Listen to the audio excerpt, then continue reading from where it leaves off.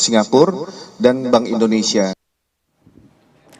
Penanganan kasus 3 korupsi besar yang menyeret ex-Jampitsus Febri Adriansyah masih berjalan dengan pengusutan yang dilanjutkan penanganannya dari polisi ke Kejaksaan Agung. Lebih lengkap soal 3 kasus korupsi besar yang menyeret ex-Jampitsus Febri Adriansyah, kita bahas bersama mantan Menko Polhukam Mahfud MD. Prof Mahfud, selamat petang. Selamat petang. Prof Mahfud, ini kan memang sudah jadi sorotan publik. Kemudian Kejagung juga sudah memastikan akan dilakukan secara transparan penyidikannya. Tapi masih ada kekhawatiran, ada konflik of interest ketika kasus itu dilakukan oleh Kejagung. Seperti apa yang harus dilakukan oleh Kejagung untuk membuktikan janjinya bahwa kasus ini akan transparan?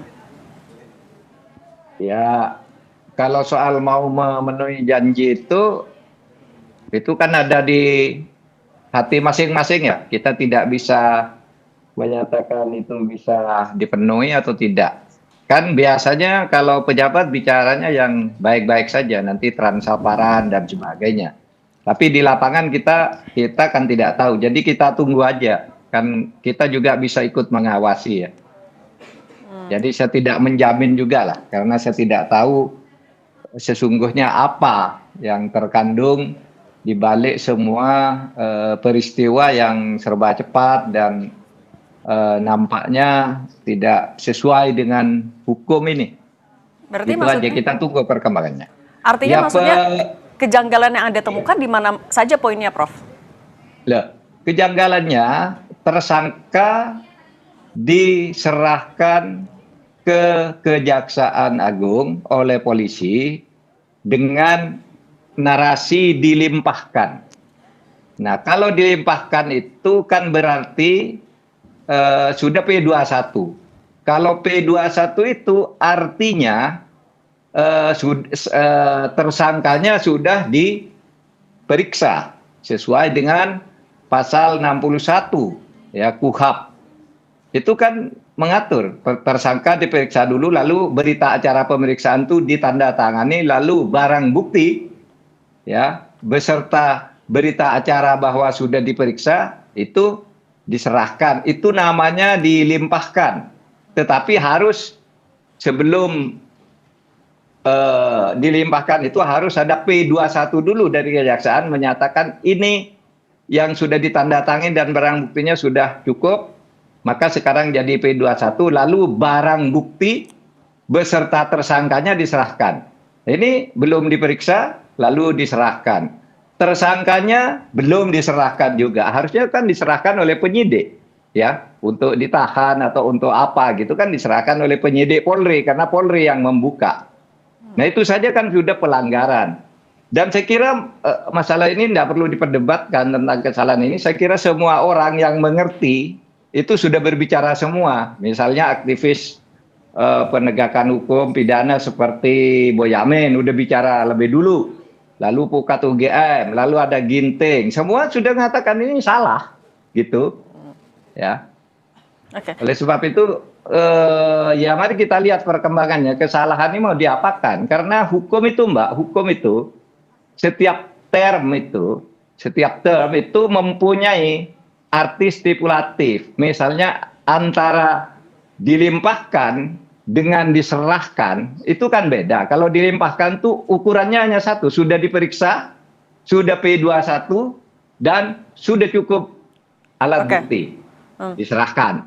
Kalau tidak ada itu tidak dilimpahkan namanya. Tapi kemarin Kejaksaan Agung kan bilang sudah dilimpahkan, Polri juga sudah dilimpahkan, padahal belum dilimpahkan secara hukum ya, dalam arti stipulatif. Oke. Hukum itu punya arti sendiri, iya. Nah, Prof Mahfud, berarti kalau ada kejanggalan dalam prosedur hukumnya, konsekuensinya dalam penanganan atau pembongkaran kasus ini secara lebih terang benderang, nanti akan apa yang akan bisa dihadapi? Ya, pertama mungkin hambatan pertama itu bahwa penetapan tersangka itu tidak sah, gitu. Iya kan? Oleh karena tidak sah, yang disebut tersangka bisa mengajukan pra peradilan bahwa itu dinyatakan tidak sah, gitu. Oleh sebab itu yang paling praktis, yang kemarin itu dianggap tidak ada aja, gitu. Ya kan dianggap tidak ada, kembalikan ke polisi. Kan kemarin belum ada berita acara yang resmi bahwa itu pelimpahan kan. Itu hanya di dalam jumpa pers, lalu apa? kan ada format sendiri dari P19 lalu menjadi P21 itu kan ada formatnya gitu. Kalau ada ya itu bisa kalau memang itu dibuat berarti itu bisa dinyatakan batal karena tidak memenuhi syarat gitu. Itu satu yang paling praktis ya, dianggap tidak ada, lalu diproses lagi, panggil dulu, dicari Febrinya itu bersembunyi atau disembunyikan di mana, baru sesudah itu minta surat P21, baru dilimpahkan. Gitu kalau mau urut ya, kalau mau urut. Kalau seperti ini kan sudah keliru ya. Salah lah, bukan keliru. Oke, Prof, kalau misalnya ada kekeliruan, apakah kalau menurut Prof Mahfud sebenarnya tadi pertemuan antara Kapolri dan Jaksa Agung juga sebenarnya untuk menegaskan berbagai spekulasi yang muncul dalam penanganan kasus, Prof? Oh iya, itu tugas pejabat. Menegaskan berbagai spekulasi yang tidak sehat itu yang mungkin dianggap negatif. Itu harus dinyatakan tidak khawatir kan gitu. Kan pejabat tugasnya begitu. Nggak usah khawatir, ini mau nanti pokoknya transparan gitu. Nanti kita lihat aja. Kan banyak memang pejabat begitu. Pokoknya ini beres semua. Saya tidak pernah korupsi. Nyatanya korupsi juga. Kan gitu. Iya kan? Seperti Febri Adriansyah itu ketika DPR mengatakan, wah pokoknya dijamin lah. Waktu nangkep menyita hartanya Zarov, saya heran. Anak buah saya sampai gemetaran karena melihat uang banyak. Sebanyak itu gitu. Itu kan bohong. Karena dia sendiri di rumahnya ada uang yang kayak gitu yang kemudian disita oleh kepolisian. Jadi kalau pejabat di depan publik harus itu memberi sinyal-sinyal yang positif meskipun sebenarnya negatif. Gitu. Oke. Nah, Prof, dengan barang bukti atau ya alat buktinya kan juga besar sekali untuk uang dan juga emasnya. Tapi kan keberadaan Febri Adriansyah masih jadi tanda tanya. Sebenarnya seberapa genting atau seberapa penting Febri Adriansyah ini juga untuk segera ditahan saja sama Kejagung? Ya seharusnya gitu, karena satu, orang tidak ditahan itu kalau ancaman hukumannya di bawah 5 tahun kan gitu. Lalu yang kedua kalau kalau tidak dikhawatirkan melarikan diri, iya kan? Nah itu antara lain ya, dan tidak menghilangkan barang bukti. Bisa saja ini dalam keadaan begini barang bukti yang lain yang masih mau dicari lagi karena ini kan 3 peristiwa.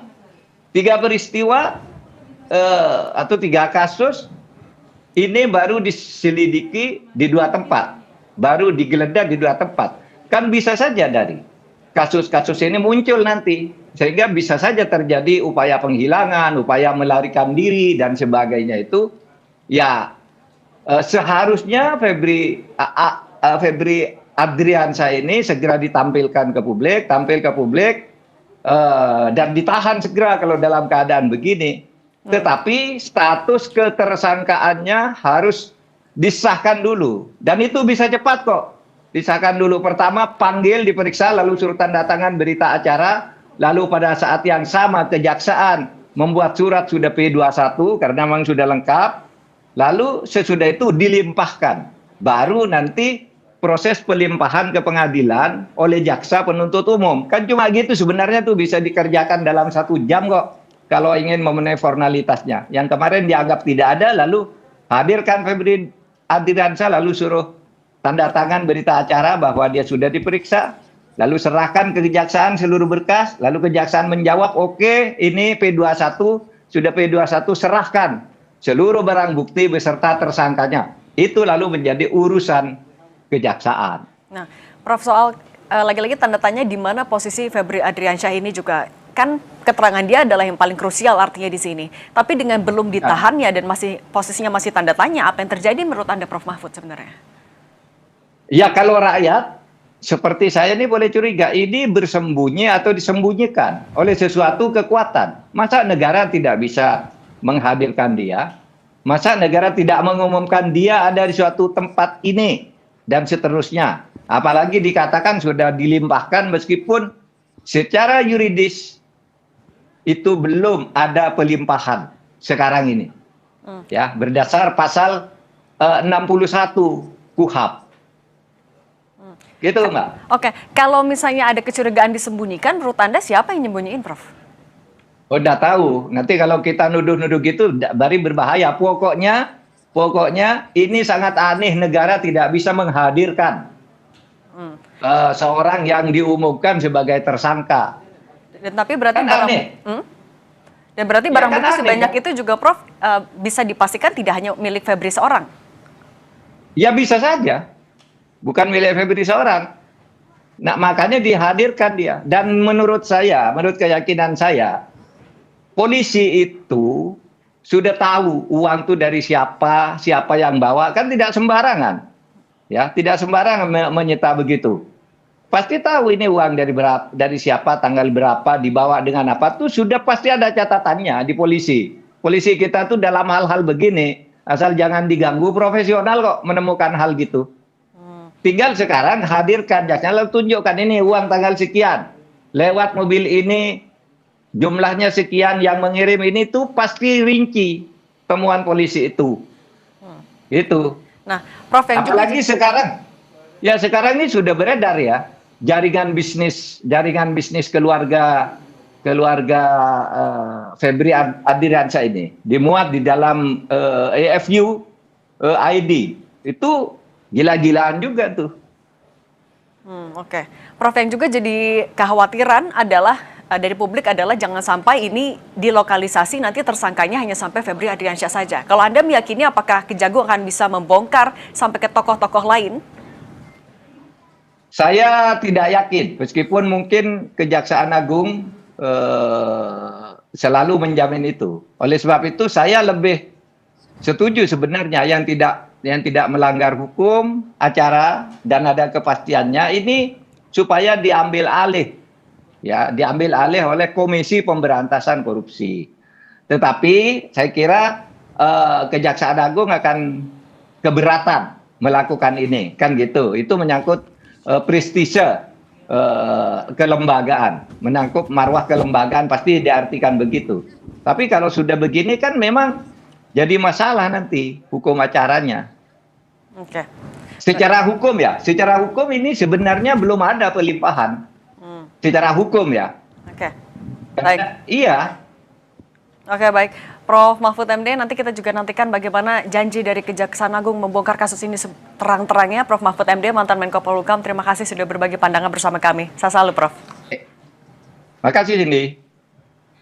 Usai jeda saudara, Kompas Petang akan kembali hadir dengan informasi militer Israel melancarkan serangan udara ke lingkungan Sabra di kota Gaza, Palestina. 4 orang tewas akibat